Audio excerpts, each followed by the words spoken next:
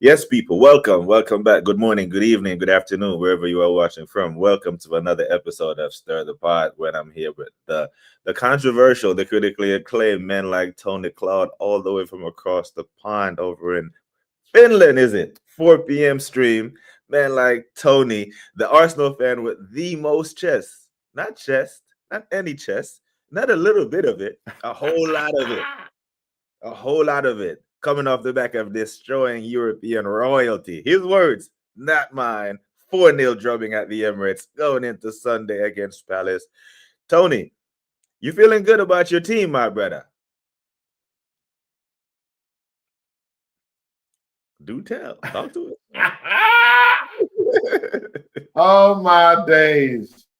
People, I am the winner. I am the winner. I mean, people, Paul. See, guys, yeah, I came down here last week with my brother. I mean, yeah, I came down here last weekend. I me and my brother were having a chat, yeah, BBK Sports. And BBK is one of those guys that's just actually sitting on the fence right now. Yeah, I mean, even after this win, my brother is still sitting on the fence. See, BBK Sport, you have to come in. I mean, come into the light, my brother. Come into the light. And see, BBK Sport, yeah. I mean, you just talked about that Atletico Madrid battering we gave them. I mean, in some people's books, yeah, they were actually looking at Diego Simeone to actually replace Mikel Arteta.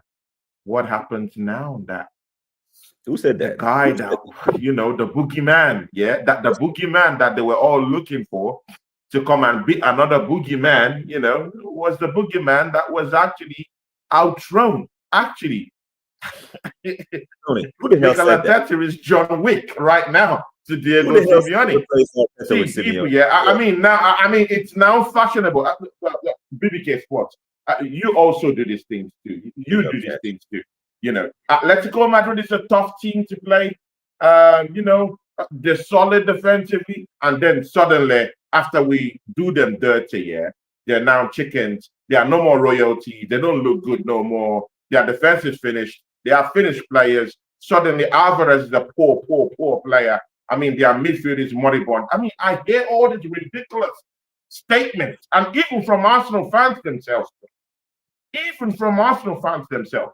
And you know what, yeah?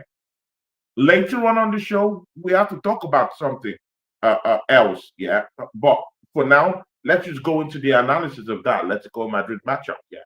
I want to just hear from you. What are your thoughts about that matchup? Thoughts on the Atletico Madrid game? Well, first and foremost, I thought we would win the game, and I thought we would keep a clean sheet. Both things happened. I predicted a 1-0 against Atletico Madrid. I didn't see a 4-0. Most people can't go ahead and lie and say that they did. But I predicted a 1-0 win. This so-called negative guy that you're looking at, Tony, I have yet to predict the Arsenal loss this season. I even predicted us to go to Anfield and win. Not even Catch did that. Big him up in the chat every single time. But I'm sure he didn't prick. But isolation, yesterday's game, or the Atletico Madrid game. First half, I think there was some good play. We started well, as they should have scored. He was playing some good balls down the right side for Saka. But the first half is what I expected it to be. 0-0, close game at the half. We blitzed them in the second half in a 15-minute period. They could not play. We were all over them. The set pieces thing is what we do. I love it. Give me more set piece goals. Until someone stops us from scoring set pieces, we're going to keep doing it. You do not stop doing something that you're good at. So I want more rival peers. Set piece.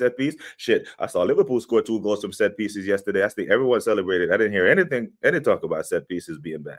Okay, cool. But I think there were phenomenal performances across the pitch. I don't think there was any player that had a less than a 7.5 performance. Raya didn't have a whole much to do. He that little man he did in the corner right there didn't have much to do. He's behind the best defense in the Premier League. There's a great cover there. My man of the match is controversial. Most people gave it to Gabriel. I have no pushback. I think Gabriel was fantastic, keeping the clean sheet, going ahead and scoring the goal to open up the match. But after we scored, I kind of feel like Atletico Madrid started to go into the game and they started to play, because I actually believe they would have been okay with taking a point away at the Emirates. They would have been okay with that. That would have been bad for us. That would have been okay for them. Yeah. they started to go into the game a little bit. They started to press us. They started to bring pressure. And my left back, who is not a left back, relieved the pressure. He was my man of the match. That second goal, I don't believe that third and fourth goal for Gyökeres comes unless we unlock them and go 2-0 up in the game and force them back a little bit. They were coming on to us. Miles Lewis Kelly picks up that ball there in the center of the park. If that was a tactical adjustment by Mikel, big him up every single time. I think he got the lineup right, the rotation schemes were right. But when Lewis Kelly picked up the ball in the middle of the park where we were being pressed, he was the ultimate pressure relief valve. Perfect dribble, perfect weight on the pass. Martinelli didn't have to break stride. 2-0, game over. Once we went 2-0 up, that's game over. No team is scoring 2 goals on us, especially at home, this year. So, yeah, I think the boys were phenomenal from 1 through 11, and I don't have any complaints about the game whatsoever. Well, I do have some complaint about the damn match going fans leaving so damn early. They need to fix up. I know the traffic is bad in North London, but it's not that goddamn bad. I've been to night games and I've never left. Stay your ass in the stadium until the game is over. Why am I seeing so many empty seats? Thousands of empty seats? But that's the only complaints I have about the game. Big up, best performance of the season so far, no doubt.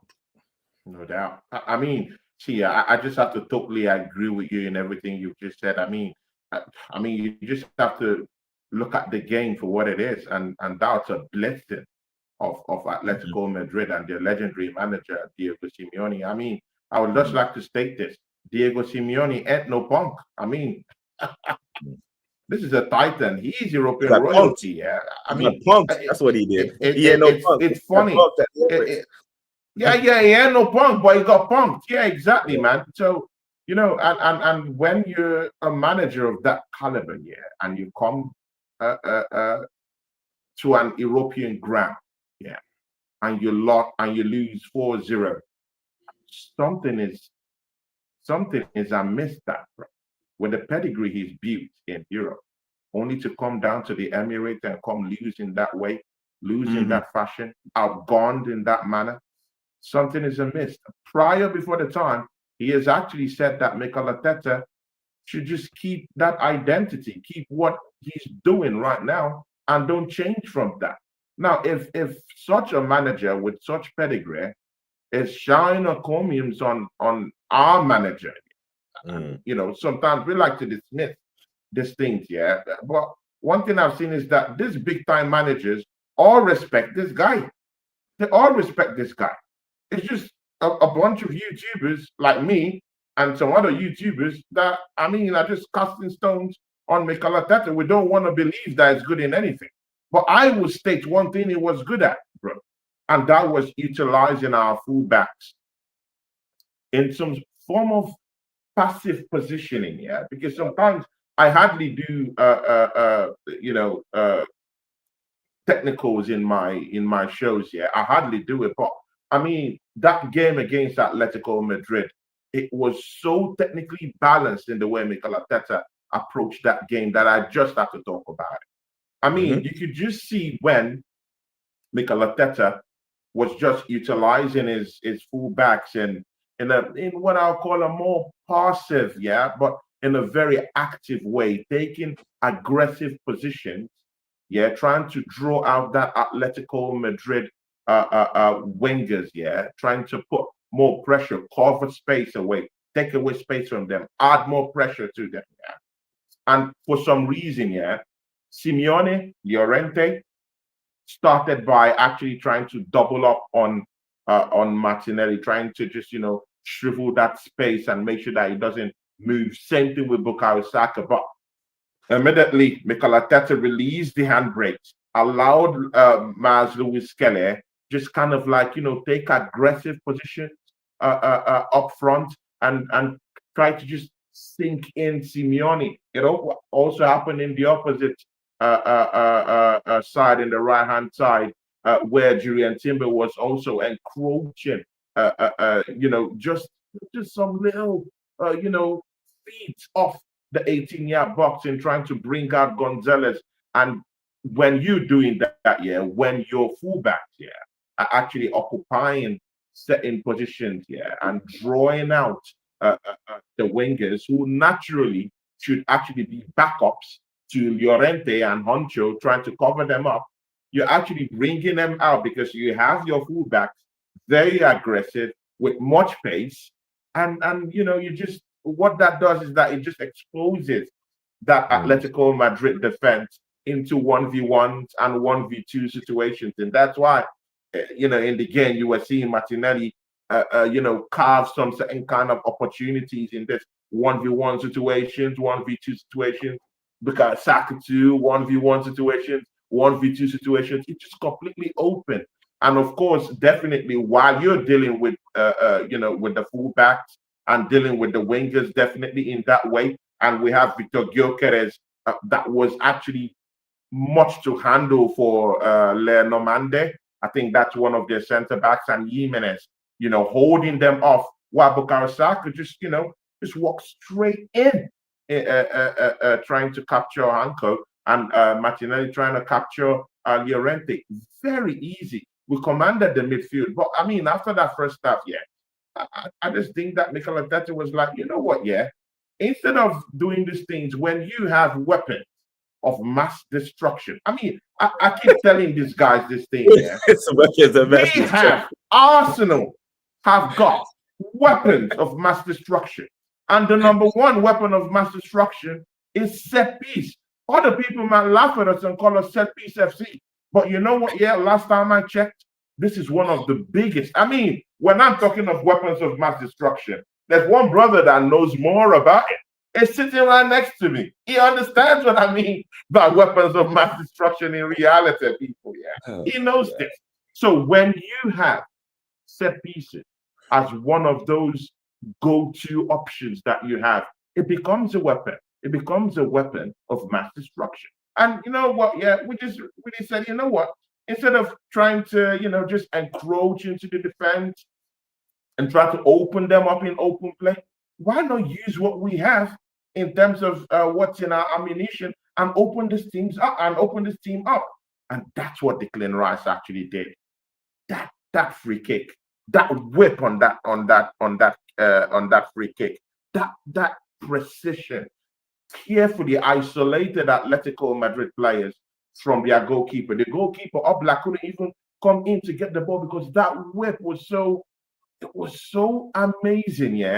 He didn't really know whether to come out, because naturally Oblak was meant to come out and get that ball definitely. But the ball, I mean, he looked at it like, okay, the players are kind of like far away from him. The ball might just get to one of these Arsenal players who would just, find it so easy. I mean, he was just so confused. The Atletico Madrid defense was just so confused. Tap, boom. Gabriel finds himself with that free header. I mean, they said that was a defensively stout team, and then we cut them open with our weapon of mass destruction. Set piece FC all day. Score me more set piece goals, bro. I need more of them. And you know what? This is why I call it a weapon, because it actually opened up that Atletico Madrid team. So suddenly, their fullbacks that were actually working as that second barrier to protect Llorente, to protect Ancho. Gonzalez actually had to come out right now to actually get them to score goals because they're already 2-0 down at this time. Simeone had to come forward at this time, and that just made Lewis Kelly just do a madness, made Timber do a madness, get into those spaces, pushing them backwards, open play goals that are coming in. And you know what? Just look at Victor Gyökeres, people. I mean, it wasn't the prettiest of goals in it, but I mean, you want your striker, in that 6 yard. I mean, just right in that traditional spot where your number 9 would just stay, and you get the balls across to him. Eze actually kind of like just, I mean, it just dropped the ball at him. It wasn't really kind of like a pass. It got to him real fast. He had to just really kind of like with finesse, really turn and just, with a little bit of luck and a little bit of whip, and just went into the net with a little bit of deflection. And that's what you get because you have to be in the box. You don't have to be running the channels. You don't have to be building up play from behind. You don't have to just sit back and be a Batman ram and just hold off center half. You can just sit with yourself in that 18-yard box. That's where you want your striker in. That's where you get the goals. Same thing for the second goal. When that header came in from Gabriel, again, Gyökeres in where you want your striker to be. That's where you want your striker to be. And he's down there and he scores the goal. And see, this thing is as easy and simple as it ought to be. It doesn't need to be harder than this. When you look at Haaland, who has scored nearly 28 goals this season, bro, the figures this year for Haaland here, people. I mean, you don't see man running through the channels. You don't see man just holding off center half as the only thing he does. No, he doesn't just do that. Sometimes he situates himself in that 18-yard box as a striker. It's in his wheelhouse to run the channels. It's in his wheelhouse to be a battering ram. He can do that. He's big, he's a tall guy. He can do all these things. But Pep Guardiola has his main man in the 18-yard box where you need him trying to score goals. And you could see with what happened to Gyökeres, finding himself in that box, getting the ball in that 18-yard box. He's not out there running the channels because we already had players who were running the channels already. Lewis Kelly was actually encroaching down the left-hand side.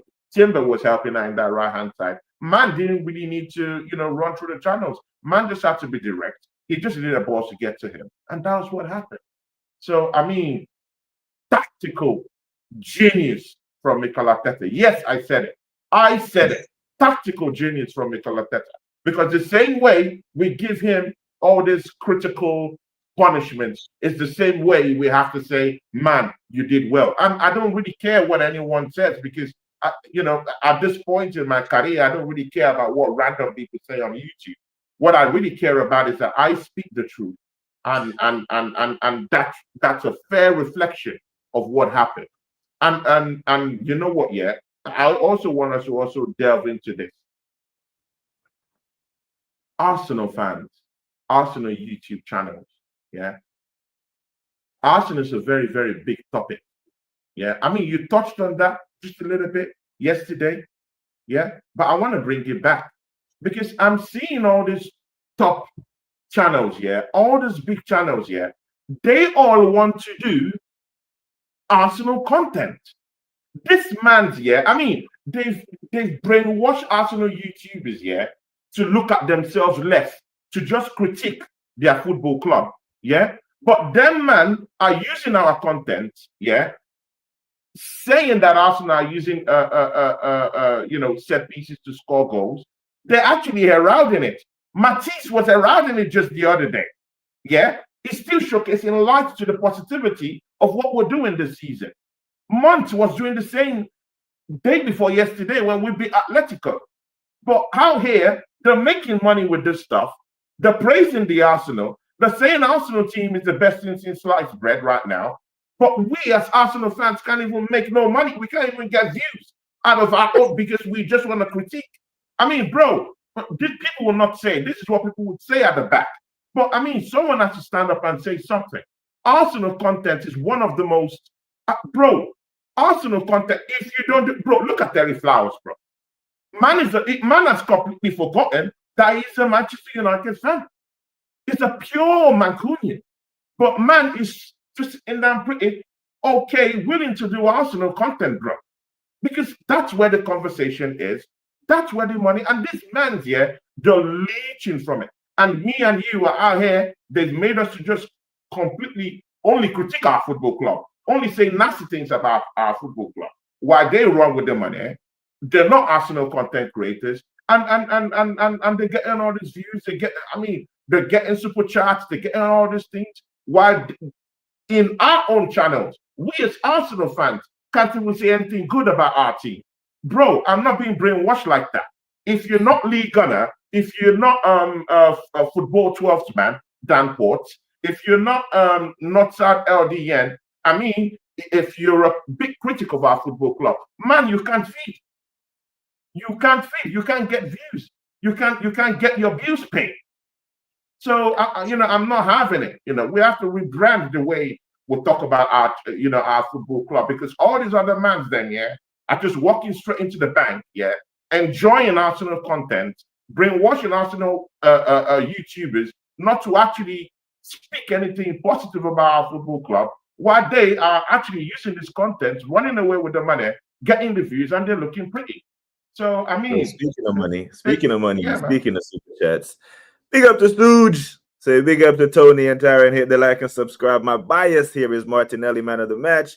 My main negative was Saka and Rice playing 90 minutes. To be fair, I hear that shout. But Mark says, do you think we play better in the CL than in the Premier League? Because in the league, they could feel the pressure to win it than the UCL. Now, I don't think so. I think we play better in the league because the teams across Europe don't look at Arsenal the same way a Burnley or a West Ham or a Fulham may look at it. Those teams don't care if you're first or you're 15th. That's why we see Olympiacos go get slapped 6 by Barcelona. They don't play.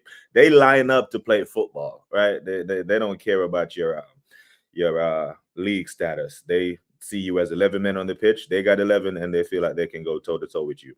Most teams in the Premier League know if they try to go toe-to-toe with us, it's not going to work out well for them. So most of them don't.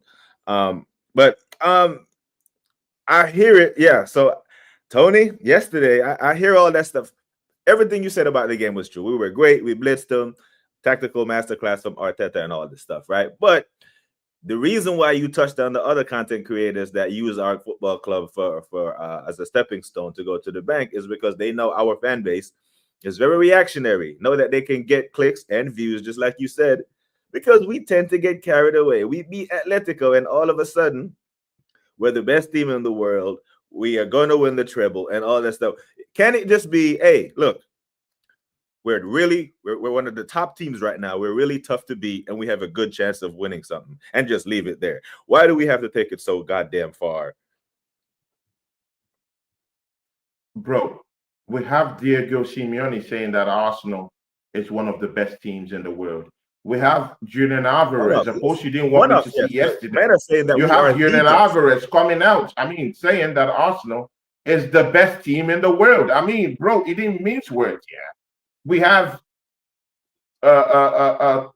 top brass in the media saying this Arsenal team looks incredible. Yeah, we have some of all these, YouTube channels all saying that Arsenal looks good. So if all these people are saying that this Arsenal team looks different this season, yeah, I mean, why can't we just say, hey, call it what it is?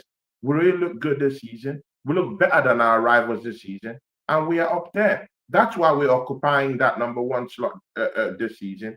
We look better playing. We look better playing in Europe. Bro, we've played all these games in Europe, yeah? 3 games in Europe. We scored 9 goals, and we've not considered any goal. Throw that all away if you don't really believe in that. Bro, Arsenal have only considered 1 open play goal this season. Bro, no one is talking about this in traditional channels, bro. In traditional Arsenal channels, bro. If we say anything about it, it's like we're in trouble. It's like, oh, you can't say it. No, you can't even celebrate these goals. You can't do anything about it. But these other channels, yeah, all these rival channels are doing it. They're saying it with chest, bro. With chest. Munch was saying these things, yeah, with chest. He thinks Arsenal is actually going to win this. Bro, Trailer Park Saeed has actually abandoned everything. He's now running wild and free with Arsenal content, bro. What are we doing here, man? Man has even designated Arsenal to win the league. Who am I to actually say he's a top content creator? He has ordered for man just reached 200K. Man has said that Arsenal is gonna win the league. So I mean, what's the difference with when Tony Claude comes out and say, "Hey, I think we're gonna win the league with chest," and I'm an Arsenal fan. But someone who's not an Arsenal fan could say these things and get away with it. They're trying to prop us up. They know what the difference is. The Liverpool fans are trying to play hot potato with the pressure. They're trying to be like, oh, we're just taking it one game. Because at the end, if we don't win, it's going to be all the clips of you saying this, saying that is the same stick they're going to use to beat you with. Look at all these Arsenal fans getting gassed in October. Why argue with an Arsenal fan when you can just wait? They always talk big in October, September, Premier League champs at Christmas, fall away at the end. They always falter. I'm just saying, good win, fantastic performance in Europe. damn near flawless, some good performances in the league. But like the Assemble said earlier, it's October. We've seen Liverpool Thank you, turn. Static. God bless you. Yes, yes. God bless you, Big up to Static. Static. Yeah, big up to you, man, for hitting 3K, man. You talking about Saeed hitting 200K. Big up to you for hitting 3K. It's a massive milestone. Thanks, man. So big up to you, man. I appreciate your work. But Tony, this is what I'm saying. If had we had picked up a couple of cups on the way and all this stuff, but we've been here before, is what I'm saying. What I'm getting from you is somehow this season feels different to you, right? That's why the chest. Yeah. And that's where we disagree. That's where we disagree. That's the fund because I've been here so many times where I'm like, no, this feels very familiar. But why do you think you've not been in you've not been in this place, bro. You've not been in this place. Bro, you've not been in this place with this difference. And that's why I keep telling you, bro. We had a good summer window. Why, brother? Why do you keep throwing away that scenario? Why do you keep throwing away that area? It's a very focal part of why someone will come out and say, you know what, I think Arsenal is going to win the league this season. That remains one of the biggest reasons, biggest opinions why someone would change his opinion to the fact that Arsenal have something this season to bro, look at our bench last season, bro. Just look at our season. I mean, just look at our bench last season, bro. How many people could you call up and confidently say, okay, I mean, they'll give a good fight from the bench. We didn't have any of those. Right now, we now have squad in depth. Right now, we have quality players to bring on from the bench. I mean, it was also good, that in that Atletico game, after the big boys in the team in that first 11, I finished what they did. You could see the changes. And there was no drop off in quality. It was still the same thing. We never had that. Now that's the difference. So when you say that you've been here before, I hear you, but you've not been here with that difference. You've been here with a total crusty and dusty bench, bro. Let's don't sugarcoat it. Yeah, you've been here with a dusty bench. You've been here with players that you can't call off from the bench that would actually affect the game in any way. That's what I'm talking about. When Saliba is off, you have Kivior to call on. Make that make sense. Yeah. When someone like Odegaard is off, you have someone like Vieira stepping up to take those positions. That's what I'm talking about. There's something different about this team. And whether you don't want to recognize it, good. That's your own prerogative. And I respect you for that. I've had this PTSD also. I know that we've been in this place, lots of times. But this season, there's just something different. And you can see our defense here, people. Guys, let me blow your minds down there in the charts here. Sometimes I like dishing out this little gifts here and there. I like giving out, I like dishing out all this stuff, people. Just something for you to run with. Arsenal, this is Arsenal's best defensive start to the season since this club was ever created. Just settle down, let that sink in, and my brother, take it away. Oh, now you want to talk? Yes, I wanted this. My purple flowers. I wanted it. Maybach music. It's plenty for me and Eros. Hey, Larry Hoover. What? Hallelujah. Maybach music.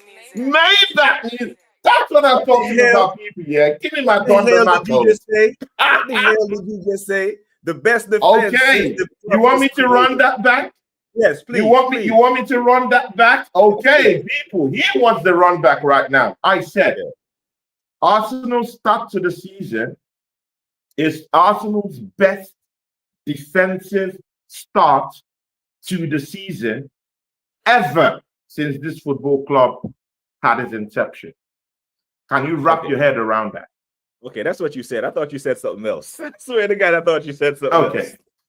Okay. Yeah. Okay. I thought you. Okay. Good. Yes. Okay. So we've had a fantastic defensive start to the season, right? Now, how far can that take us? I believe it can No, take no, us no, all no, the no, no. way. You've watered it down, and again, you've watered it down. No, this Have you is no humility, Arsenal's Tony? best. This is Arsenal's best defensive start to any season ever. I'm To not any watering it season down, ever Tony. since this Have you no club was humility for that, created, Tony? bro. Have you no Yeah, humility? Have you no humility? bro. What humility, bro? What humility, bro? You What say I'm humility, bro? watering it down. I have to be humble at this point because we haven't done it yet. Now, Tony, Bro, we top of next the year. league. We don't have to be humble. Yes, we do. Yes, we do. Yes, the hell we do, because we haven't done it yet. Okay, Tony, listen. If at this point next year, say we win the Premier League or the Champions League this year, or dare I say both, and we have this kind of start next year, then I will have that type of chest. But we haven't had it yet. We haven't done it yet. We have to do it first.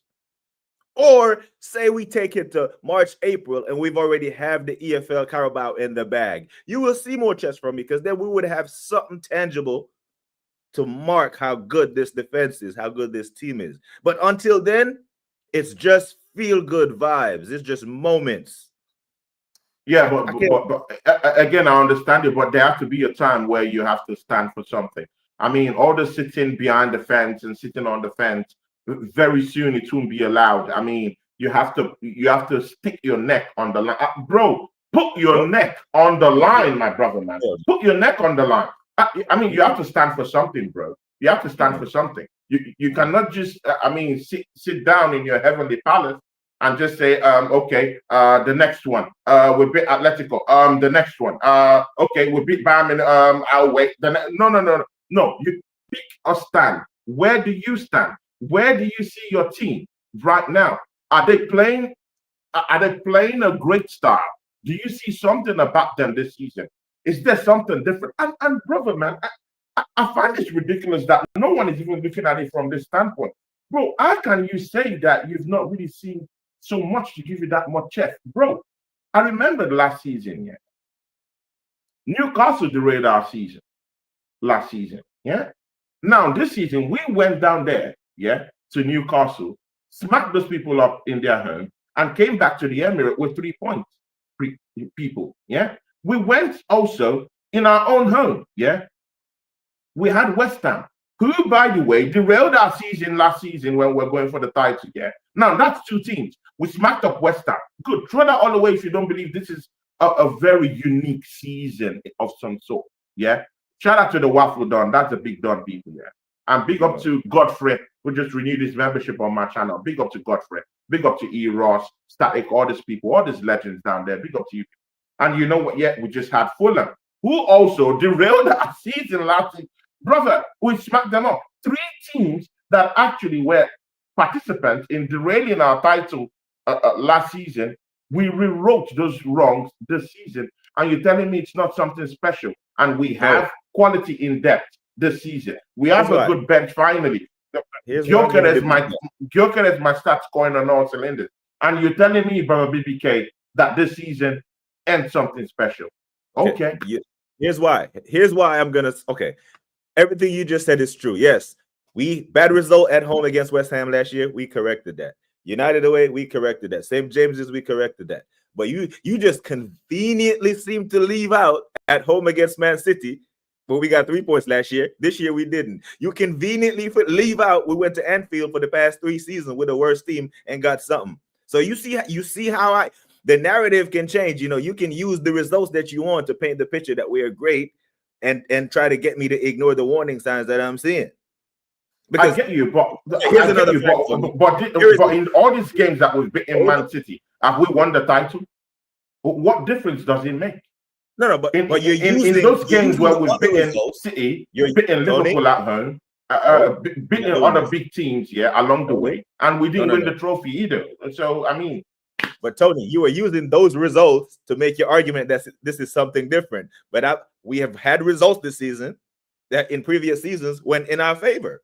So we had to do those. You can't just pick the results that make it looks good. You have to paint the full picture. It's like a half truth, a half lie. Like it's lying by omission, so to speak. I didn't lie. I just didn't tell you By the whole truth.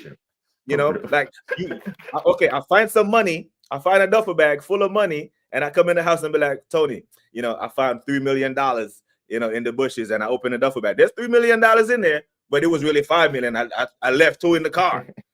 So we're gonna split this 3 million, 1.5, 1.5. Well, I got another 2 million in the car. Those other results, because here's the thing, Tony. Even though Liverpool won 5-1 yesterday, they still conceded. So that the fact remains that this season, the only team that haven't scored a goal against Liverpool is us and Burnley. The only two teams that decided they weren't going to attack them. You know what I'm saying? I still see elements of cowardice in this manager. I still see evidence. But BBK, sometimes you have to pay attention to the perspectives. I'm listening. These are the fine margins that people don't. Sometimes you just have to look at the bigger picture. Yes, Liverpool beat us up, but we won the goddamn war. They won the battle. We won the war. We're top of the league right now. We're looking great. We're in great shape. We're impenetrable. Our defense looks good. That was a worldie, by the way. If you're going by that standard, the goal they scored against us was a worldie. But I know in your own world, these worldies don't mean anything. So I completely give that to you. No problem. It does mean something. But that worldie, but again, I prefer to win the war. Worldie should have made it one. That worldie should have made the game 2-1 us or 1-1. It shouldn't have cost us the game. We should have scored our goal. Everybody's scoring on these men. Everyone is busting net. Bro, and then we went there and we were scared. Bro, do you think a team can win the league even having lost against Liverpool? Do you think so? Yeah. So what is this argument all about? They can win that battle, no problem. But what I want at the end of the day is a title. That's exactly what you want. So when we bring these conversations about Liverpool beating us, well, at Anfield, anything happens at Anfield. Yeah, Man United went down there. But again, that's a goddamn rivalry that dates back, people. Form is thrown out the window. Anyone could win or lose that match, regardless of whether you're in Old Trafford or regardless of whether you're in Anfield. That is a proper rivalry. My point is, shout out to Warren's Team Talk, one man that I really respect in YouTube space because he understands the history of Arsenal, and he does lots of great shows, far-reaching than football on his channel. Big ups to Warren Team Talk. Very respected. Big up, Warren. Big up to you every single time. But Tony, my point is, Man United went there and won because they tried to win the game. That's what happens. You actively try to win a game, you just might win it. You play for a draw, what happens to us? We drop. Because here's the thing with you. At the end of the season, because you do know that Liverpool can pick up form and turn it around and get good. And come May, should we lose the league by a point or two, dare I say, people will still look back at the result and be like, oh, that didn't cost us the league. Yes, the hell it did, because we could have won that game. We were better than them. You can't go from go to Anfield and play like a coward to come on here this morning and say weapons of mass destruction after we just blamed Atletico. They didn't do that to Atletico at Anfield. Look what we did to Atletico. Why couldn't they do it? Because we're better than them. But we went there and left with nothing. When in 2022-23, we went there, we were 2-0 up with a shit team. It was Zinchenko back there. We didn't have Skelly. We were 2-0 up on them. Last year, it was 2-2. The year before that, it was 1-1. And we have this is meant to be the best version of us. Statements. We went to Liverpool and turned them over. We'll be winning games in the tunnel, bro. But again, BBK Sports, you've also failed to also factor in other points, that actually had an effect in those games. Like I told you, we are still even battling. We are still even battling right now with Eze getting to its fullest. I've told you this thing, but you've not really factored it into point. Mind you, while we're still talking about these losses and this draw to Manchester City, the internationals is on full swing. Yeah, there is no way you're going to get even an 80% optimal performance from these guys when there's this start thing going on in this international. Most of them are knackered. Most of them are even carrying injuries and going to play for their international teams. Like Martin Odegaard was injured at Arsenal, yeah, and man still went to Norway to go play. So sometimes you have to factor in that we also had injuries. I'm not giving any excuses here, but I'm just saying that at that time, there were one thing or the other that actually could have caused our quality to drop at those times and made the manager maybe panic and do whatever. I don't, to be very sincere with you, yeah, I support Arsenal Football Club. I'm really tired, yeah, of hearing Mikel Arteta in every conversation. That in every channel we go, we must bring up his name. And I'm this kind of guy. Like right now, in the space I am in right now, I want to take that conversation away from Mikel Arteta. I think the fans are bigger than Mikel Arteta. The football club in itself, as an institution, it's bigger than Mikel Arteta. And that's why I'm giving the power back to we, the people. I mean, this is what I'm trying to say. In respect of the manager, yeah, and no one should tell me about that was a Bane, comment. Come on, guys. You know what I do, I shape words the way I like it. See, people, yeah. Bro, BBK, I'm looking at this team that we have now as a team of individuals, mostly with our recruits in the summer. I'm looking at some individual players that can actually take us somewhere, that can actually win us silverware.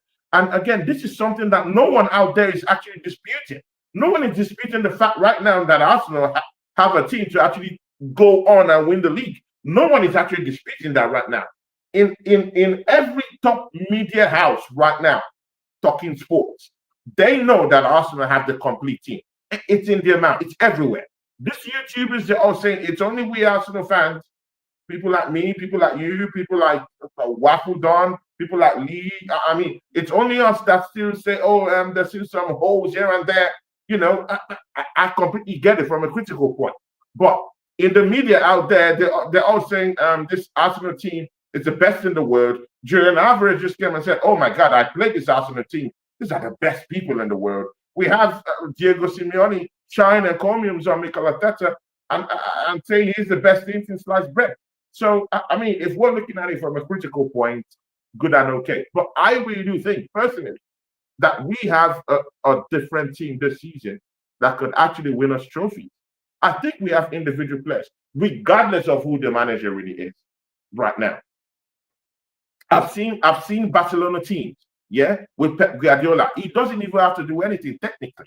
He just has to rally up the troops, bring in the troops, write a goddamn lineup list, and let the man do their magic. I've seen Pedro do magic. I've seen Messi do magic, all in the same team. I've seen Ronaldinho do magic in that Barcelona team. Bro, they don't need no coach to tell them anything. They just go like soldiers and get the job done. That's how it goes. I've seen in the Italian Serie A where Juventus, AC Milan, and International were dominating the league at that period.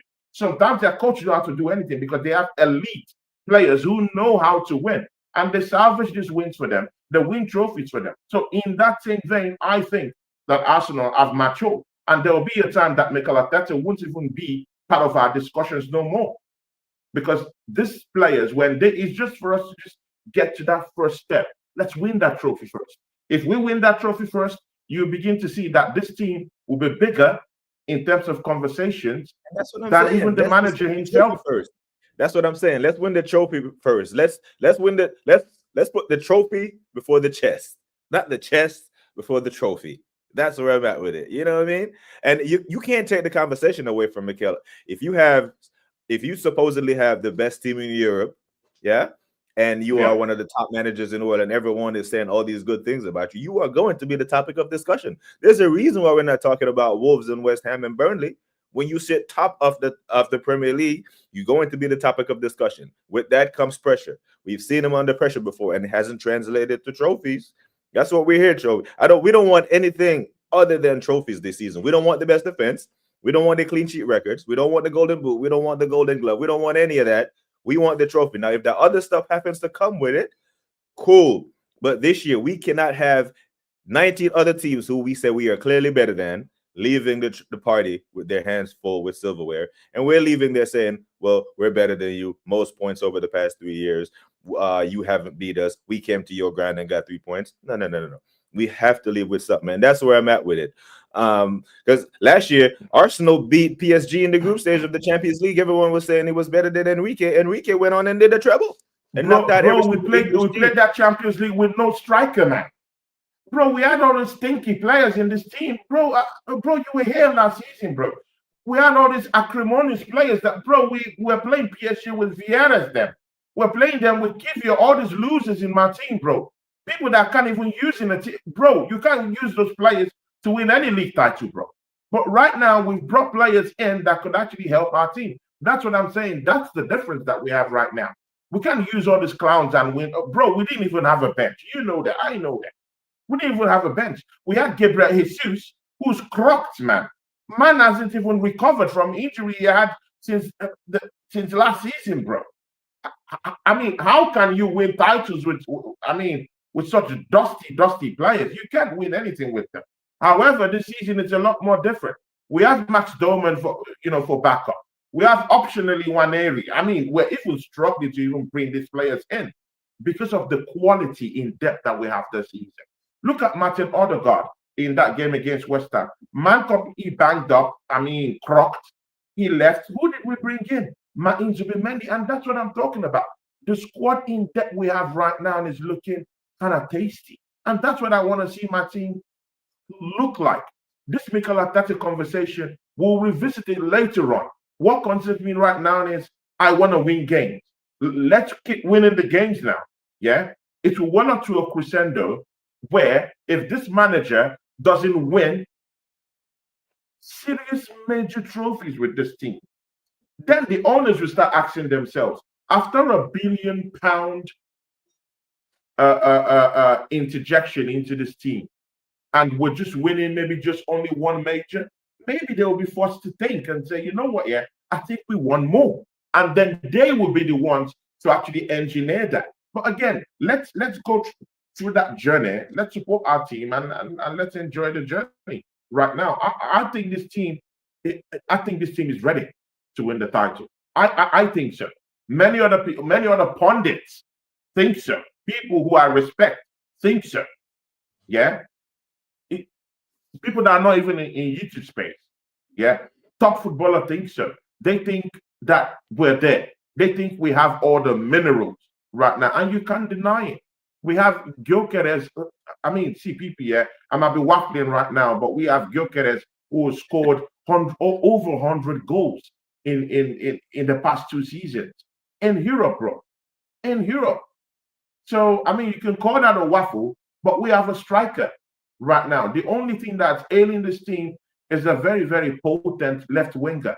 But again, yeah, and that's why I've always been talking about competition in all positions in this team. Martinelli, for some reason, I banned that guy's name on my channel for a reason, because he stank up the place all the time.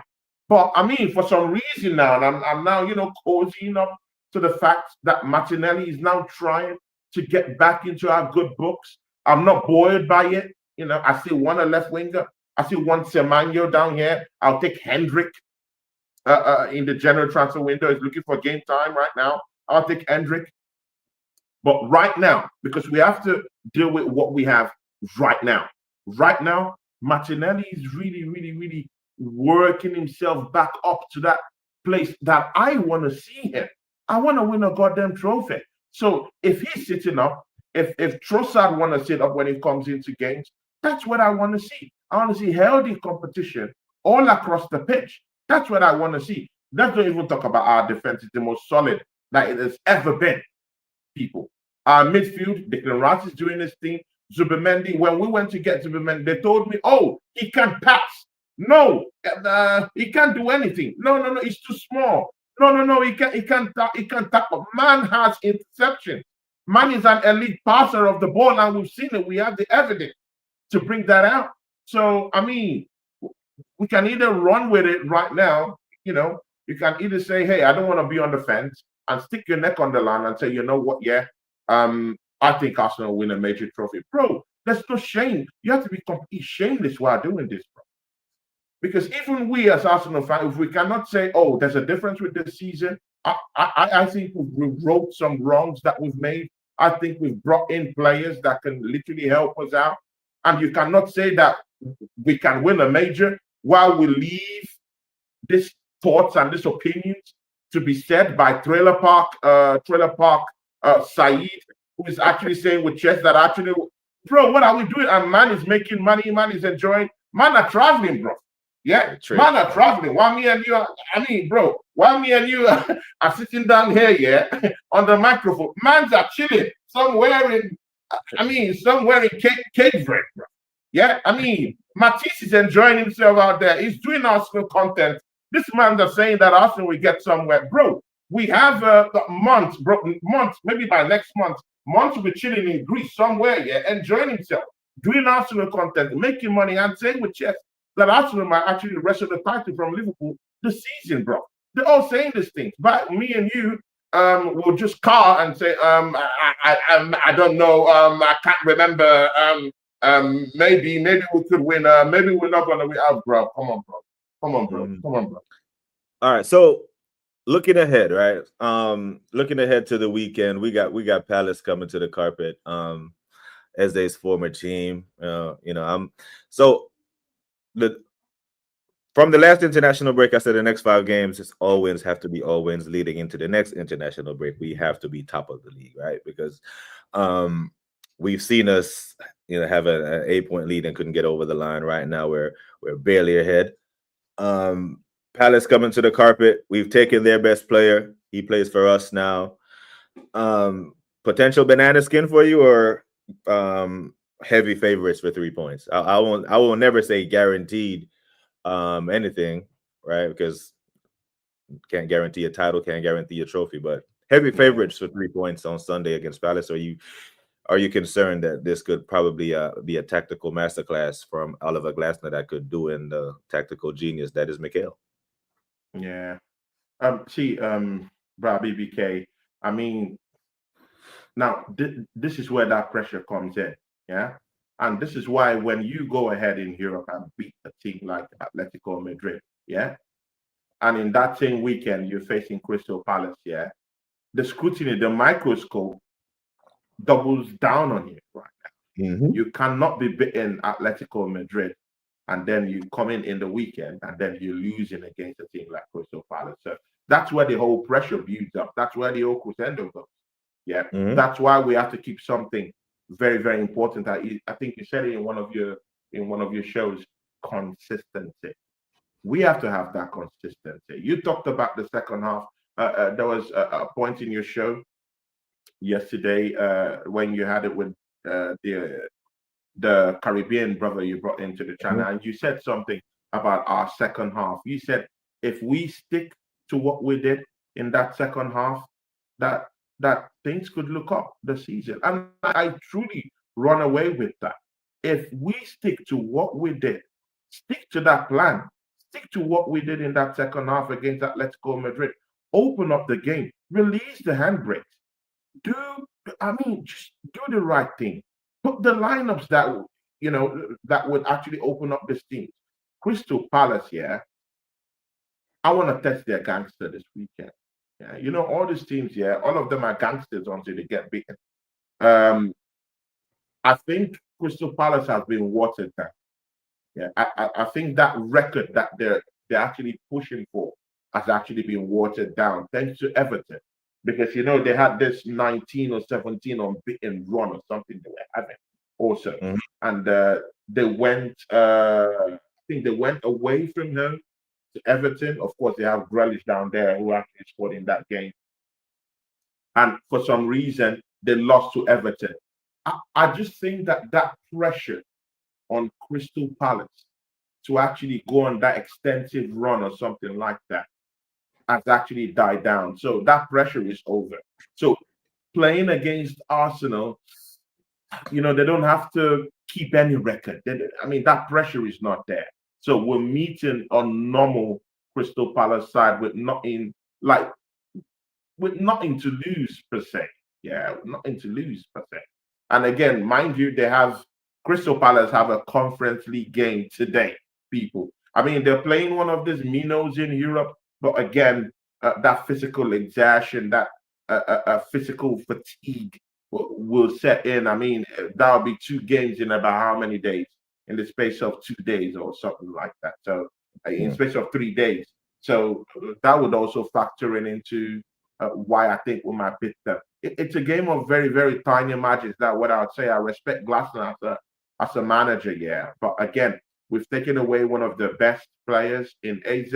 AZ will be poised for that one, in it. I mean, he would just want to just score and just kind of like uh, Yeah.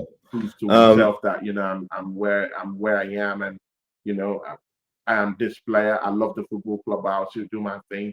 You know, I think it's a potential banana skin. Don't get that wrong, but I think we have enough. Like I've always been telling you, I think we have enough to get over the line against Crystal Palace. Even if they make that game so tight, we have one ammunition in in our armory, the weapon of mass destruction. People, we have set piece FC. It bails WMD. us all the time. It bails us all the time, and that's what we have that all these other teams don't have. And I think we can use it to our advantage. So Come against Crystal Palace. the thing with me with Palace, right, is this summer we took your best player. Off that principle alone, we have to beat you. We cannot find it. A scenario can't is unacceptable in my head. Just off GP, of general principle, we take your best player, you come to our gaff, we beat you. And that's train of thought by itself. But MTI1 said, now that you've seen Gyökeres in red and white for several games, do you still have him over Mateta? Yes, I do. So MTI1 has been high on Mateta for a long time, right? And he's been big on Mateta. I said when we were in the market for a striker, I'm like, no, man, this phase in the project or whatever, I think we should have one of the better strikers in Europe when you're talking about Arsenal Football Club, right? And I do believe at the end of the season, Gyökeres will have more goals than Mateta at the end of the season. And if he doesn't, then that's another problem of our system on how we can have a striker who scored almost 100 goals over the past 2 seasons comes to Arsenal and struggles. Then that would further expose this manager. You can't use a bad boy striker and you can't use a bad boy number 10. Because if you let Oliver Glasner get more out of Eze than you do, when we have better players around Eze, we have a better defense behind him, better wingers to the left of him, to the right of him, and better midfielders next to him, then that points back to one person. And it rhymes with Brickell and for Arteta. I think Arteta teams have issues with teams that play 3 and 5 at the back. Now, you know what? You know why I don't want to hear that shit? Because Man City and Klopp's team faced the low block for 3-4 years in the league. Every week, teams weren't open up against Man City. You find a way. Whatever that way is, if that way is set piece, if it's via set piece to open up the game, fair play. Let it be. Because at this stage, as good as our defense is, we score 1 goal, that might be good enough to beat most teams, especially most mid-table teams. But again, it's good you brought up that point. But again, that's why I keep banging on that point about our recruitment. We do have players that could actually open up these teams that decide to go on a low block. We do have it at this time. I mean, when you talk about it last season, we didn't really have it in it. Even if we had people like Gabriel Jesus, players like Gabriel Jesus, I mean, characters that could literally get into teams, find pocket spaces within those clusters, but most of them are injured, completely banged out. But right now, we do have someone like Eze who could walk in those spaces.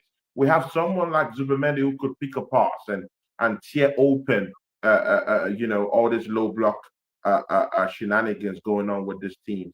I mean, you could look at him as a traditional number 6, but man has a pass in him. You know that. We have Martinelli, who's kind of like looking a little bit more better than how he used to be several years ago and several weeks ago.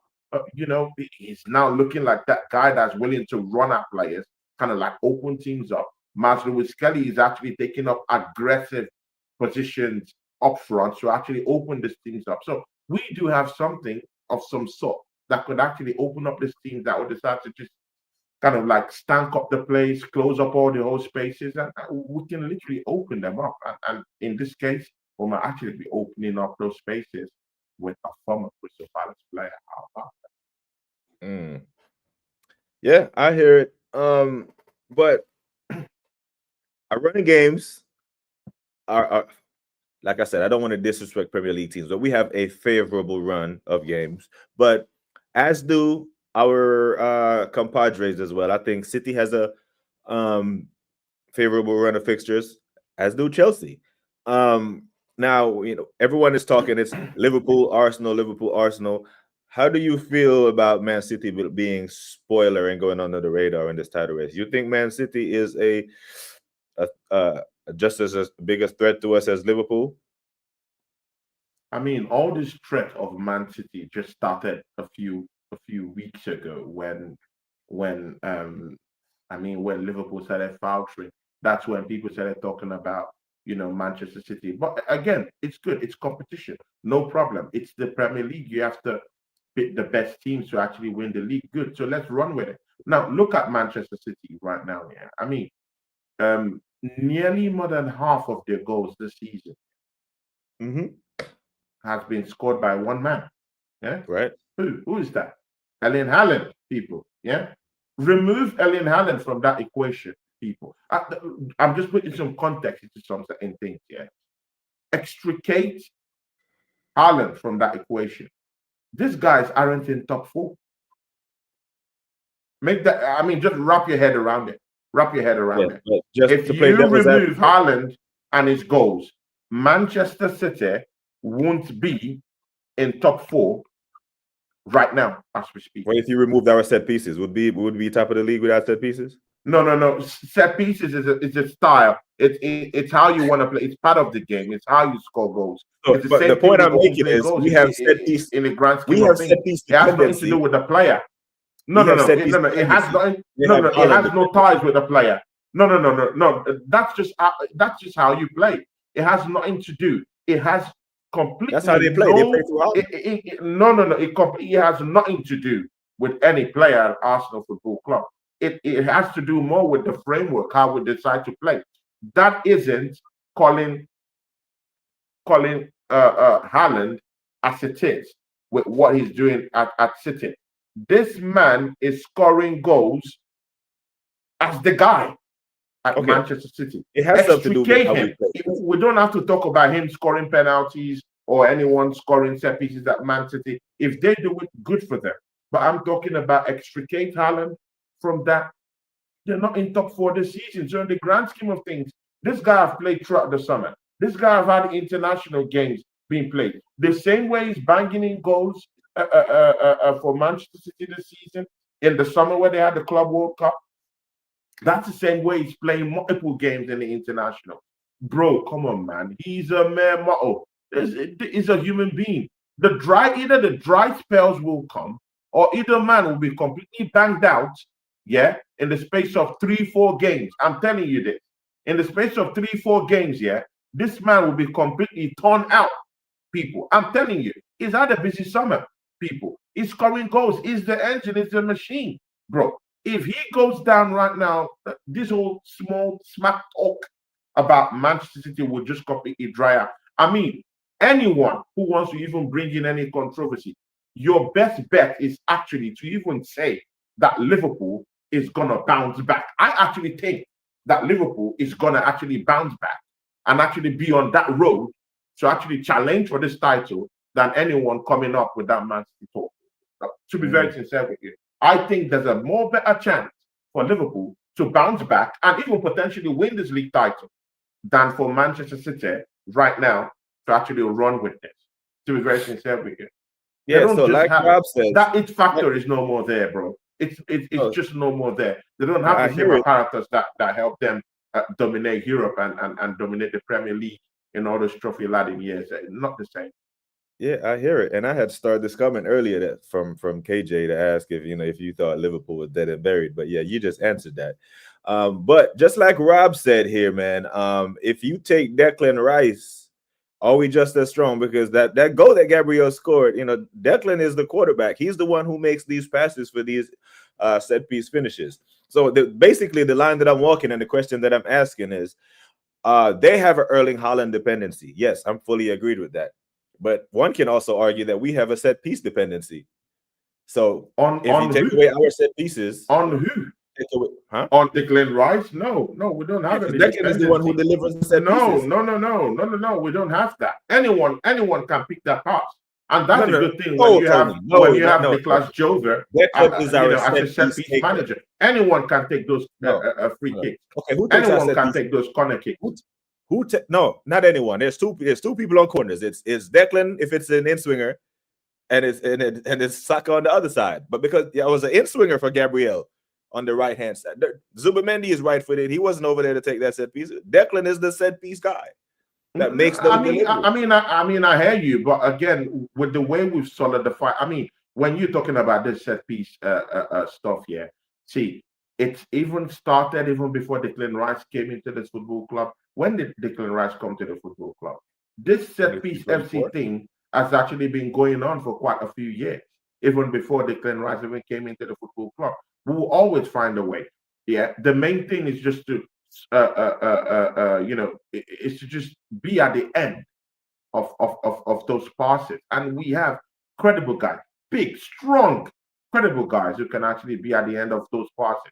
It doesn't matter who swings it. It's good that Declan Rice is there, but again, how many matches has Declan Rice actually missed as as an Arsenal player over the few years that he's been here? It's strong, it's big, it's strong, he's not injury prone. You know that, I know that. So he's always gonna be here. But I hear you when you say potentially he might not be here. I hear that. But I mean, the evidence that we have doesn't suggest that. But speaking of injuries, when KJ said we're not going anywhere, we've had our blip now. I'm not sure I understand. I'm not sure I agree, right? Because here's the thing about Liverpool: they haven't had their injury blip yet. The blip that you had was just poor play. It wasn't injuries, because if Van Dijk picks up one or Mo Salah picks up one, then we'd be like, oh shit, Liverpool could be in trouble. You had a poor run of form. I don't think that was there hasn't been any injury crisis yet. So when the fixtures pile up, AFCON comes around, I don't know, you could find yourself in another blip. True. I hear you. Can only hope. BX Guna. Yeah. That's it. BX Guna. That's it. A comment from BX Guna. Yeah. That's it. He gets it. This one. BX Guna. He gets it. The last one. Yeah. Exactly. Please just read it out for the people. Read it out for the people. Yes, Gunner says people need to get used to low score lines if we're going to win anything. A lot of ugly wins. And I fully hear that, BX Gunner. But you know what? I love the ugly wins. The problem is when we have a pretty win like the one we did on Wednesday, guys like Tony come out here with too much damn chest talking about treble and all that. I'm just saying. Let's calm it down. I'm talking about treble loaded. Talking about stirring the pot, my brother, man. Yeah, bro, I thought I was the chief stirrer of the pot, but bro, there's an elite stirrer of the pot down here, bro. You can't be treble talk. We can't be talking about treble. Liverpool fans can't be talking about quad. There's only two teams to have done the treble, bro, and they were fucking 20-something years up. It's difficult to do. The Invincibles couldn't do the treble. The 98 team was fantastic. We lost out to the league title on 1 point. United went on to do a treble. So it's it's a sticky one, man. I'm good with a major honor, but yeah, I'm good for the ugly wins, based on how our ability to defend. But I'm not sure that the Arsenal faithful are built for 30 more weeks of that Fulham 1-0 win. Some of us could have damn heart attacks, man, where you score and then try to lock up shop with 30 minutes left to play. You want to see your team play football. I'll take an ugly win here and there, but you walk the 1-0 line, you're inclined to slip up on one of those, and a 1-1 could be costly. That's the difference between me and you, BBK Sports. I mean, why you want to find the shiny toys sometimes to play with? I mean, I'm tired of playing with the shiny toys and not winning no trophies. Right now, and I'm in that mindset with where BX Guna is right now. I'm done with all the shiny toys. I don't want no shiny toys no more. Actually, I want the ugliest right now. Yeah, the ugliest toy in the park. That's what I want now. Yeah, the ugliest of wins. I want to struggle and get this win. I want to win 1-0 and close up shop. That's what I want to do. I don't mind getting ugly wins from now to the end of the season, provided I win trophies. That's what it all counts for. That's what I want right now. So I'm willing to sacrifice good football, play stanky football, get those wins, no matter how ugly they are, provided I win a trophy at the end of the season. Yeah, that's what I want. I don't even want good football no more. I don't want it no more. What I want, because I've been blessed to be an Arsenal fan all these years, I've seen us play great football. Yeah, and I've also seen us not win anything with that great football. I want to stink up the place right now. I want Jose Mourinho 2.0. I want us to stink the place up. Yeah, that's what I want to do, provided we win ugly. And it doesn't matter how you win it. Just win that first trophy, yeah. And then every other thing will fall in line. Yeah. And again, see, it's very difficult, people. It's so difficult, yeah, not seeing Arsenal winning a major trophy in the next 3 seasons, people. It's so difficult, mostly when you're not conceded. I mean, BBK Sports have actually talked about our defense 3 times, but I don't know if he has fully wrapped his head around what our defense really looks like right now. I mean, we are impenetrable, people. I mean, season teams can get, bro, season teams can get goals against us.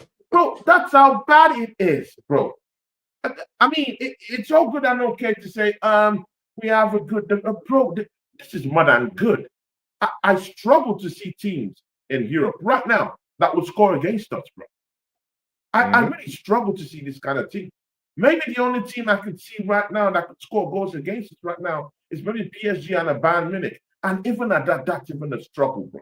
We are so impenetrable. When you are not conceding goals, there's that extra bit of ounce, extra bit of confidence that comes from having a compact back four winning. I mean, look at our centre back. I mean, people, yeah, it's the best centre back pairing in the whole of Europe. I mean, run with it whatever you like. Yeah, look at the competition we're having down that left-hand side, bro. I mean, my brother down here will laugh at me, but I mean, this is so true. This is bro. We have the evidence, bro. The evidence is there, bro. Let me put you on the. I mean, see, yeah, you know what? Yeah, my brother doesn't like sticking his neck out, but you know what? I'm gonna bring your neck out. How about that? See, people, yeah, BBK Sport. Put your own voice on the line right now, yeah. Do you think that Arsenal have got the best right back in this league? Yes, I've said that. People who watch my do you think it's the best in Europe right now as we speak? No. Who's the best in Europe? Bro, I'm going for invincibility right now. Who's the best right back in Europe? Hakimi. Hakimi. Man, don't do this, bro. That don't mean I'm trading. Man, don't do this, bro. At this point, I don't care who's best. I've seen Hakimi play. I've seen Hakimi play, and man, Hakimi is not. He's not. I mean, he was that guy, yeah, but he's not that guy now. He's not that. He's not that right back. He is that guy. Bro, no. Arsenal have the best right back in the world, bro. There's no need of being humble. The truth is out there. This man, them, yeah, all saying it. Trailer Park Said is saying it. Here's what I said. Terry Flowers is saying it. We have the best, bro. But you don't want to say it. You don't want to say it. I don't want to say it. Come on, bro. Listen. What are we afraid of? Saeed goes wherever the wind blows. He is the most fickle fan. You know what? You know what I'm saying? Because right now he's hammering in because they beat. Yeah. I just like it for the fun of it anyway. Yeah, Terry Flowers. He has to pander to Arsenal because he's poking that little dark thing. You know what I mean? So he has to do what he's doing. But what I'm saying is, I've said this before, and the people in the chat can tell you. I will say there is no right back in the world that I'm trading for Timber. I'm good with Timber. That doesn't mean I wouldn't take Hakimi. Matter of fact, if Hakimi comes to Arsenal, I'm moving Timber to left back, and then we have two of the best fullbacks in the world, and then good. Okay. I heard that. Okay, I heard that. I think Hakimi is that guy, man. Hakimi gives me Ashley Cole vibes. You know what I mean? Like he was so good going forward and defending. Like Timber is there, you know what I mean? But there is no right back in the Premier League that I'm taking over Timber. But I do think Hakimi is. But again, he needs to come and prove himself in the Premier League. I mean, and again, this is one of the facts that people always don't look at. I mean, it's good to look at Hakimi, Yeah, he's a bad boy, man. He's a bad boy. At his high horse level right now. But what will he do when he comes to the Premier League? I mean, I've seen the best of the best players come to this league and quake this comment and run away. So. Yeah, this is what I'm saying. We have to use our best defense as a license to go attack teams because we know we can defend. So let the boys play football because I do believe that we go 2-3 up on teams. Then it's curtains. But I don't want to see us be locking up shop with a 1-0 lead just because we know that we can defend. Don't invite pressure onto your defense just because you can and want to flex it. No. You have to kill teams off. That way you keep this defense fresh. Because when we go to the Etihad at the business end of the season, it's a different game. Playing Man City in September is a completely different kettle of fish than playing them in April or March if they're in striking distance. We've known this.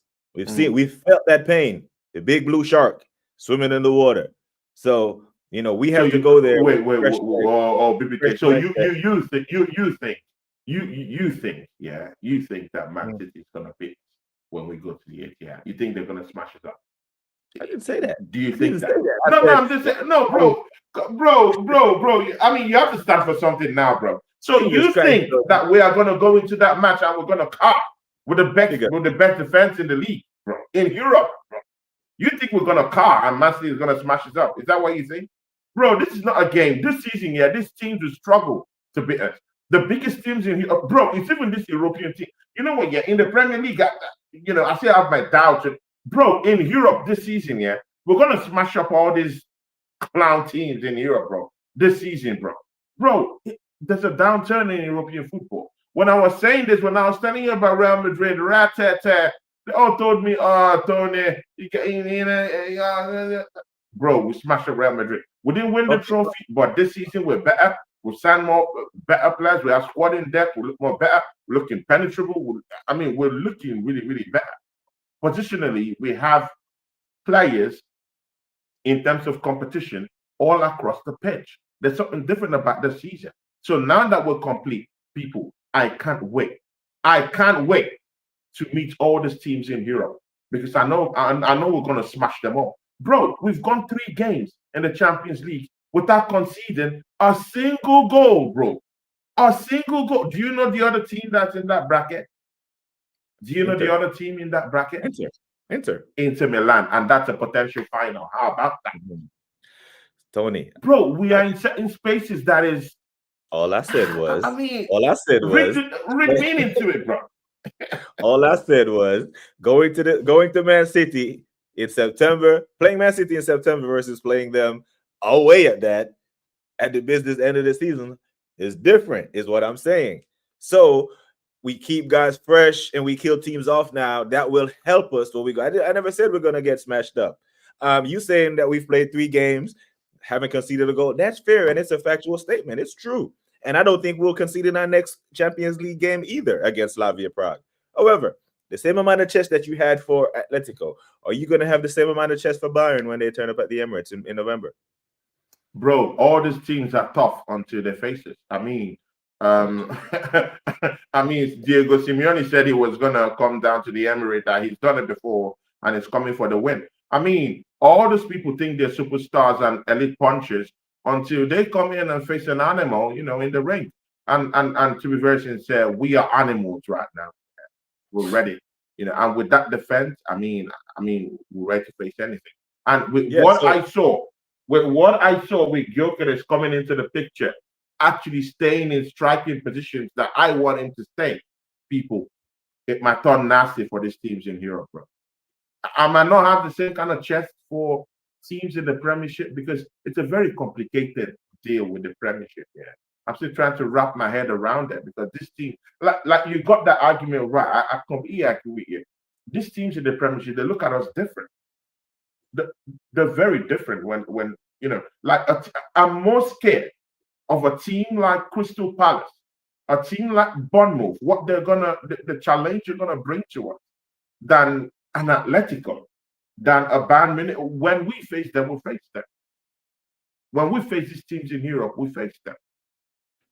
No team in Europe would be pitched against us right now in the quarterfinals, in the round of 16, and would smile to the bank, saying that they're gonna smash. Bro, no team would do that. No team in this Champions League would have the cojones to actually face Arsenal and smile about it. No. It will be after you do the job, then you smile. You can't smile.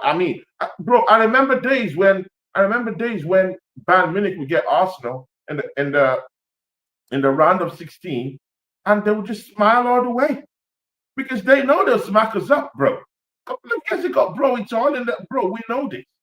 If we get teams like Atletico, they would just smile. They know they're gonna smack us up, but not this time. But what we've built right now, I don't think so, bro.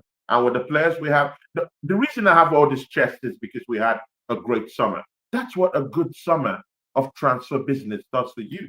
It gives you wings. People, Red Bull, it gives me wings right now. Our Red transfer Bull. window is Red Bull to me. It gives me wings. I can fly. I am the winner. Because and none of you are gonna bully me, yeah, on this chat, because I mean I can see KJSJ trying to bully me, but you know what, yeah, I mean you were part of those people that said that Atletico was gonna smack us up. How about that? You know, so I mean I put myself on the line, I put my neck on the line saying these things, yeah. How about you to put your neck on the line and say something about that? Yeah, we beat all these teams, we beat them up. Yeah, the only people I'm only scared about is all these teams that Crystal Palace, Bournemouth, because I literally fear what they're gonna bring to the table. But these European teams, say no more. Say no more. Say no more. The chest that you have now is the chest that I will have after the trophy. Like the YouTube has never seen a BBK with chest. They've never seen me, you know, outside. That's because you're a politician, bro. Yeah, but I've never seen you being clipped up, bro. I mean, you're a good politician, and you have your way with it. You have your way with words and all these things. Yeah, I mean, I just have to see. Maybe I'll be the one to clip you up, bro. I've never seen you being clipped up, bro. I'll probably. So we start winning. I'll start saying craziness once we start winning. Yeah, right. Start saying craziness, but at this point, I won't have all the chess that I had for Atletico against Bayern, because I really thought the Atletico game, because we've won that, we're postured well to get top 8, because now we can afford to draw against Bayern. Had we not won this, then the Bayern 3 points would be more important, because if we didn't win that as well, then all of a sudden Club Brugge and Slavia Prague away become must-win games for us to avoid that playoff. So I'm completely thrilled with the 3 points, but the fashion. But what do you say? Well, I'm more interested in what you say. What do you think? Do you think any of all these teams in here? Okay, good. Do you think Bayern Munich is gonna just smash us up? Like, what are your thoughts? Which teams in Europe can confidently play us right now and smack us up? I don't think we win that game against Bayern. Mm-hmm. That's the first game this season, to include Anfield away and City at home, that I will not be predicting a win. I don't think we win that game. I'm being completely honest. Against Bayern Munich. Yeah, I'm not saying we're going to lose, but I don't think we win. But why are you saying this? Is it because Harry Kane is scoring goals? Not just Harry Kane. I mean, this defenses is facing is not. It's nothing like an Arsenal defense. Well, I mean, and that's what I'm saying. You need to properly, wrap your head around the kind of defense that you have. You need to wrap your head around it. But again, if you think that Harry Kane, I mean, I'm seeing him scoring all these goals in Europe and in the league, he hasn't met the rock, the wall, the great wall of Arsenal. He hasn't, bro. He hasn't, bro. Just wait till Saliba touch it, just a little bit. Just wait, just a little bit, just a little bit. Man will go through factory reset, bro. Let's just wait. We'll be facing Bayern Munich anyway, so let's wait and see.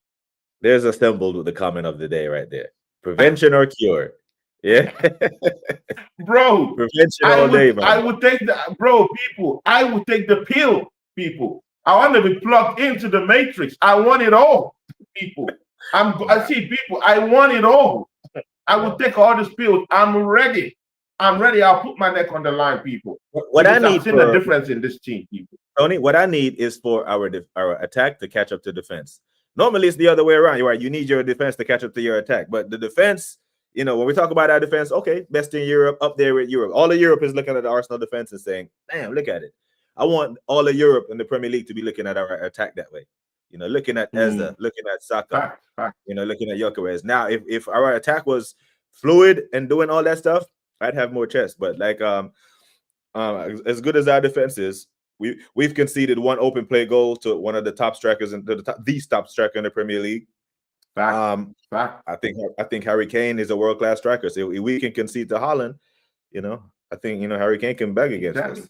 He Exactly. loves a goal And against we us. get He's in a better team right now. yeah, and we're But getting these wins, and they are bro. yeah. How many clean sheets have we had this Mm. season, bro? Now we How do a many clean 4-0 sheets? on them. We do a 4-0 on them. Chess. Okay. We keep So a clean so sheet on them, then I believe we top the group. If we oh do a my clean sheet, days. no, Bro, seriously, you're shameless, bro. Bro, you're if shameless. we So do a clean you sheet, want if us we to do a go clean sheet against on Bayern Bayern, Munich and don't yeah, concede that's a goal. Oh, come bro, on, man. that's how tough a test, like DX Gunner said. If we do a clean sheet on them 2-0, 3-0, then I believe we top the league phase. We top the table all the way through. All the way through, yeah. I think we have a game against Inter Milan. I mean, those are the games, yeah, that would really, that are very, very big and huge question marks. I like us away though, because of our defense. I like us away because defense travels. Yeah, that's true. Defense will travel. But again, yeah, I see. at home when the onus is on us to attack, at Bayern Munich with Olise and Diaz and Kane, it's a lot to deal with. So if we keep a clean sheet on that, then you will hear all across Europe, like, yeah, you're not scoring on these, man. You're not. You know what? Yeah, I don't think we'll go head to head with Bayern Munich. I think we'll go head to head with them. But it might not even be our defenders. It might not be our center backs or the left back. It might be David Raya doing some stupid shit, just like he did against Atletico. Just like he did the other day. Yeah, exactly. You don't get away with that, It's a fine margin. But again, a team that I know that will literally just disarm us and actually just beat us to any kind of game we decide to play is Inter Milan. And that's my real fear. In fact, I want to go into this competition, probably maybe to the finals, not facing Inter Milan, because that's the only team I actually look right now and say, okay, this team would actually just disarm us and beat us up in a way. It could be 1-0, it could be 2-1, but they have that potential to just scoop up your plans even before it gets hatched in any way. They could go physical with you. Defensively, they're a unit defensively. In 3 games, they've not conceded any goal. I mean, international, they're looking good, bro. That's one team that I'll pitch my tent to say, okay, against Arsenal, yes. PSG, we have a chance. We beat them in the group stages. We can still have a go. They're good. I get it. But we can still have a go. Bayern Munich, all that tough guy stuff with Harry Kane, we can stop him on his tracks, and it could be a cagey game. They could win. It could go either way, but what about Barca Real? Hold our own. Barca Real. But come on, man. I mean, are you bringing Real Madrid to the conversation, bro? Come on, man. Haven't you learned your lesson in last season, bro? Haven't you learned your lessons last season, bro? Do we have to do this season again? Really, Tony? You're doing that? Really? Do we really need to do that again this season? Are you serious, bro? This Atletico Madrid team wiped the floor with this Real Madrid team. Was he not in a? That was in a Spanish La Liga game, right? Mm-hmm. And that's a team we just wiped with the floor. Bro, come on, man, don't do this, bro. All this Madrid, we're gonna smack them up. Yeah, the teams I'm literally afraid of is teams from the Italian Serie A. They are just that good against us. Yeah, so if Real Madrid slap up Barcelona in the Clasico this weekend, that won't change your mind. That was us beating Real Madrid last season. That was last season, bro. That these men will be motivated to write. So this season they're different. Oh, this season they're different, right? I mean, yeah, with the manager. Yeah. Anyway, with the manager, but again, see, with the same team. How many changes have they brought in? We're different this season, right? Because we went to St. James's Park and now you're going for a low blow. We went to Old Trafford and right that wrong. So we're the only ones who can right wrongs, Tony. I see what you're doing, but anyway. But yeah, I do believe Bayern will give us even a bigger problem than Inter because the owners we're at home and we will be meant to attack them. I don't think the Emirates is going to be okay with just sitting back and inviting pressure on. Go play football and we create some space for them fuckers. I think Olise is, because what's going to happen because Arsenal fans I've seen it in the spaces, Michael Olise or Saka. Who's better? Who's the better player? So in that game, If we hear it, he hears it. These guys on socials, at least they will show up. But I do think it will be the biggest test so far for our brick wall defense, or I don't know how you so eloquently called our defense the Great Wall, or them boys back there, Saliba, Gabriel. I won't be losing sleep the night before, but I have concerns.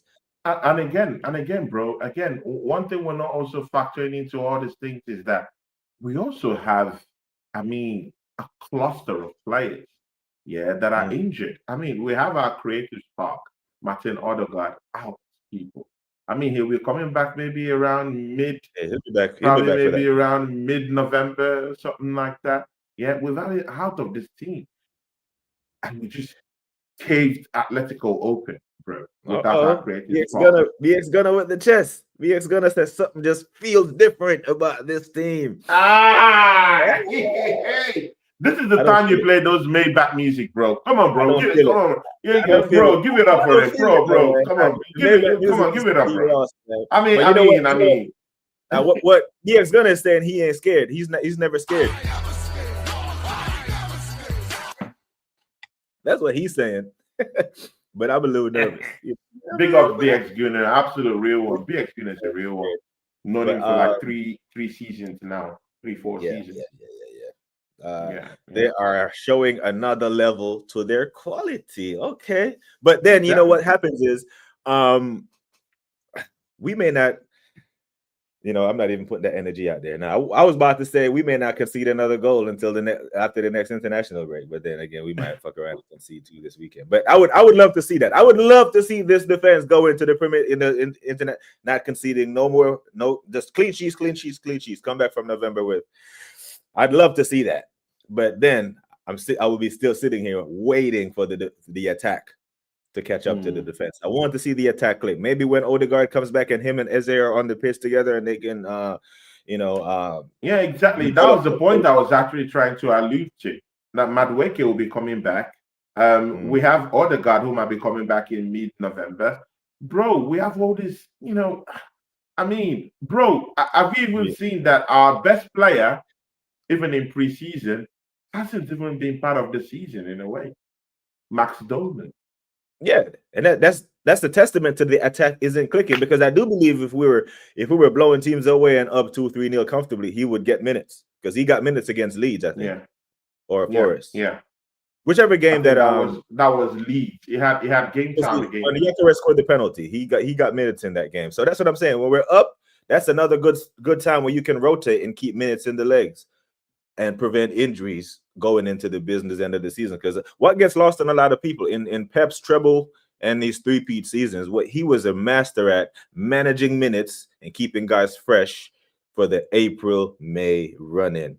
And I think if we have fresh legs and guys healthy, the Champions League and Premier League pile up towards that end of the season, that will work well for us. And we're I do agree that we have a deep squad, but you have a deep squad and you're able to further rest guys because you kill games off early will greatly benefit us on that end of the season.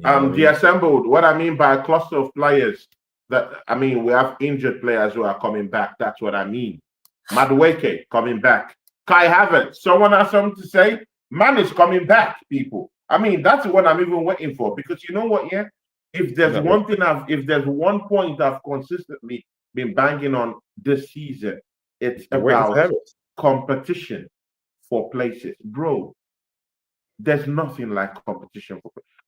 When you see Saliba here, when Saliba was on the bench on the road to come back, and he saw Mosquera balling, there must have been something in his head that was like, oh my God, I have to come back, sign a deal, and just come back and take my position.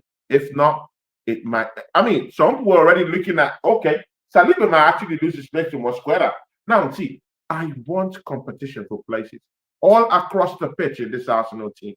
People, if Kai Havertz comes back, Gyökeres will have it in the back of his head. Man, if I don't fix up and keep scoring against these teams, man, Mikel Arteta is going to bring his favourites and walking straight down into that traditional number 9. He's going to give him the throne of Victor Gyökeres in this team. We can't Mhm. allow that, definitely. But again, that's you talking as a person or as as a fan of this football club. But you know that the manager would do what he likes, and he likes Sky Harvey. So this is Mhm. what I want: competition for places. If Kai Havertz is coming back sitting on that bench, Gyökeres will have it at the back of his mind. Okay, I need to score goals, yeah, because this man will bring in Kai Havertz. Madueke down there would say, okay, good. I need to come back and throw in that kind of shine I had in the first 3, 4 games this season. Just maybe Mhm. this manager will look at me and say, okay, coming in place of Bukayo Saka, this manager can do it. I mean, don't test this manager. He can do it. Ricardo Calafiori had a good start to the season, still has a good start to the season. But you saw what he did against Atletico Madrid. Uh, uh, What you Real do? BBK. Rotate it. Yeah, it changed him all of a sudden. So don't say that there can be all these little changes here and there when all this cluster of players that are already missing comes back to play. And again, guys, don't forget, we still have Gabriel Jesus who might be coming back before the January transfer window. Probably guys who might be coming this November, people. So that's another thing. So imagine having a fit Kai Havertz, having a fit Gabriel Jesus, having a fit Madueke for cold November, December. Bro. Hey. Oh my God. His words, So, people. His words, people. Weapons of mass destruction. The Great yeah, Brick Wall. We're here to do it all. Yeah. here to do it all, people. WFPFC. I'm Let's here soak it for all up. Soak it all up. Let it so, all work out. Let brother it Tony. all work out. Let the people know what you got coming up, my bro. It's been a Yeah, thrilling man. See, episode. it's What you always got? fun. It's always fun being with my brother. I mean, people. It's not usually like the normal serious traditional footballing shows you get out there. Sometimes it's just really Mhm. good to just have something a little bit of a comic relief. I mean, after arguing all those people, yeah. Sometimes when you argue Arsenal football, sometimes I mean, it just gives you stress. Yeah, because the Mhm. manager sometimes won't turn up with the kind of lineup you actually want as an Arsenal fan. You see things differently as an Arsenal fan. The manager might not, go tactically the way you want him to go. The manager might not bring in or ring in the changes at the time you want him to. And these things are so stressful. So sometimes it's only good to do shows that can actually just help you out, get that comic relief out there. So big ups to you, people. Yeah. People, please join me on Tony Claude Gunner TV. See, people, yeah. Sometimes, yeah, I have chest for my team, but sometimes I'm always a critical one. Just wait until Mhm. we lose, then you guys will see the beast in me.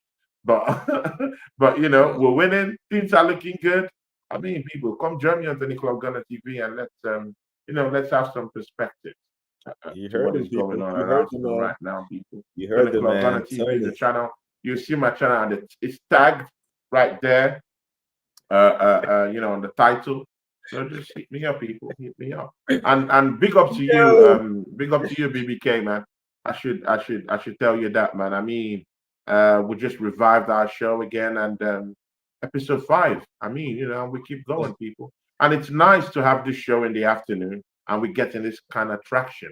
I have people on my own channel, people on your own Mhm. channel watching it too. So it's only good. And look at the chart's bubbling, people are Yeah. here.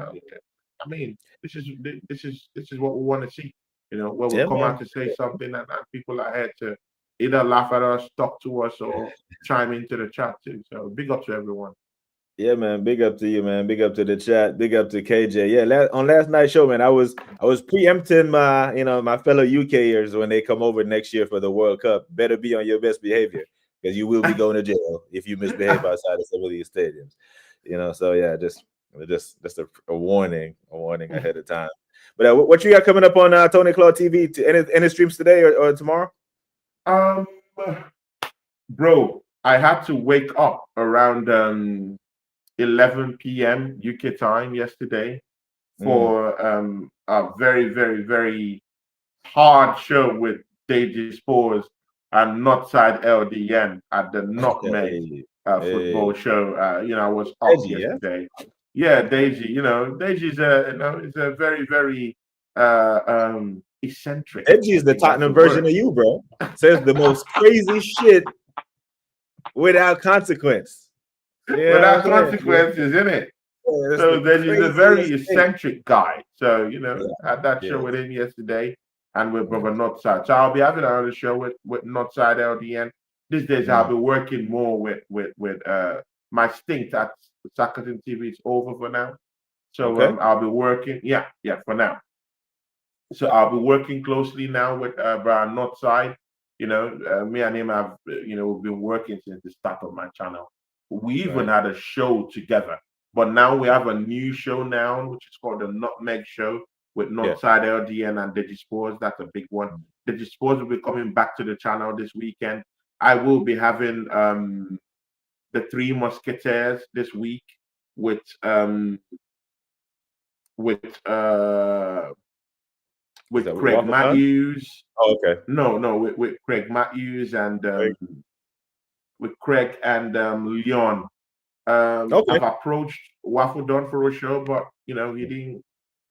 He just told me Waffle that Con, you waster. yeah, he said You he waster. doesn't want to do it. So I'm very careful right now with how I ask for shows now. So because I don't know whether it's busy or something like that. When I asked him for the show, he said he's busy or something like that, although I saw him doing on the show. So, but again, I don't want to get into all this politics, man, so, it is what it is, and he's a big brother to me. So, but anytime he wants to do the show, we can do our show together, So, yeah. And I have, who's coming back today? Ola of the Fight Week show will be with me Big on Ola. Saturday. Definitely. Saturday. Yeah, big up Ola of the Fight Week show. He'll be with me. Oregon Guna, me and he'll be having the post-game show. Me and Oregon Guna on Sunday. So lots of shows. Me and Josh Guna might be coming back tomorrow. Okay. Definitely on Friday. So yeah, bro, lots of shows. People, I'm back. And He's people, back. I have my consistent show right now with BBK Sports. So people, we're not going anywhere. I will be with my brother BBK Sports every week. People, consistent shows. At There least it is, from now people. There it till the is. end of the year. People, catch me There next it week with is. my brother BBK. Yep, it's been fantastic, man. It's been such a pleasure having you on. But big up to everyone in the chat. Big up to Rob. Big up to the assembled. Big up to KJ, LFC Monster, BX Gunner, all you, man, that came through and contributed to the conversation. It's been absolute joy and pleasure. So big up to you. Like I always say, people, take care of yourselves and each other. Until next time, we are gone.